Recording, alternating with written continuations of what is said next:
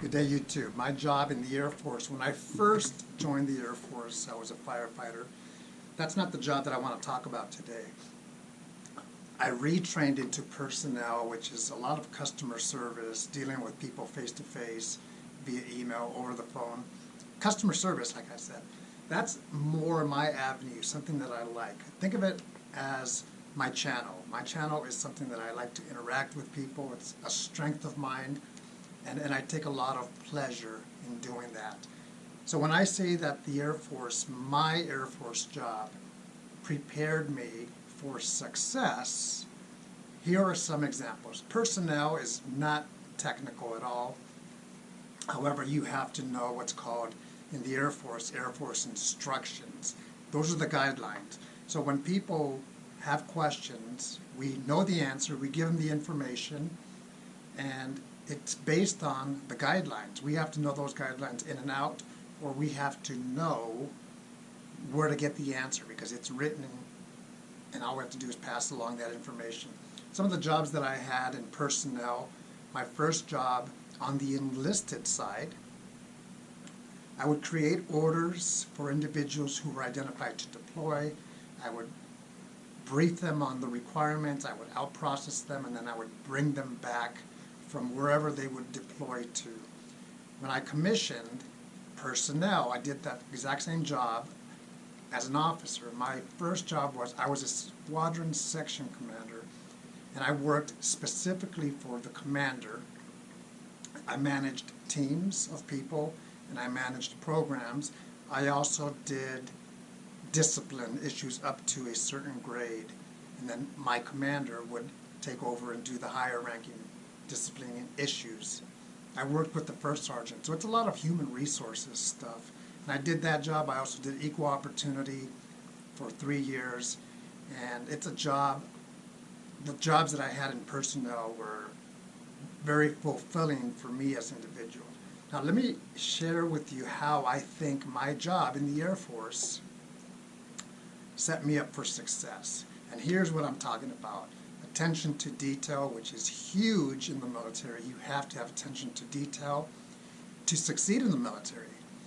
So that's something that I gained and I looked for. I wanted, I had a longing to have that attention to detail. Once I got on track as an Air Force airman, it was easy. Attention to detail, I knew my job in and out. I would have to do speeches or briefings often. And if you know your job in and out, which I hope you do, all you have to do is share what you're doing or provide updates. And when I say I had to do briefings, I would do briefings for the enlisted side when I was enlisted, and when I commissioned as an officer, I would do them as well. And I've briefed 4-star generals all the way down to the Airmen's Council. So I've done a lot of that, and that's something, like I said, you're going to have to do briefings in personnel. The best thing that you can overcome that fear is know your job and have fun with it. I love to do briefings. Other jobs that I've done in personnel that fall under personnel, I would facilitate classes, briefings, trainings, and that's something that I really love to do. It's easier for me to be up in front of an audience speaking about something than it is for me to be in the seat listening to someone, because sometimes we get comfortable or we get distracted and our mind goes somewhere else. But attention to detail is one thing. Again, job knowledge was another. I'm an individual that, because of the structure in the Air Force, I became a little bit too structured, and I had to learn to relax after a while. I was just focused on the mission and providing whatever I needed to do, and that was a good thing. But also, don't get too structured where you're kind of uptight, and that's kind of what I became. I also, in personnel, throughout the ranks that I gained, I had a lot of leadership roles where I managed people, and I also had leadership positions, and that was a good thing because that it really improved me with communication, which is very important, the good and the bad and everything else in between, and leading people. Sometimes people who are older than you, sometimes people who are younger or smarter or difficult. So you have a variety, I had a variety of people that I had to lead and work with, and I had to make adjustments and just communicate. Communication will take you far. The Air Force job, which was personnel, set me up for success because it's an area that I wanted to do, which was dealing with people. And I also learned from mistakes. I also learned from challenges.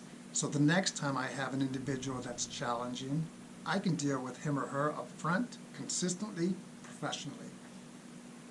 Whatever job you have, whether it's in the military, Air Force, civilian side, is know your job inside and out, excel, and I hope that you enjoy your job as well. If you don't enjoy your job, do a good job, period.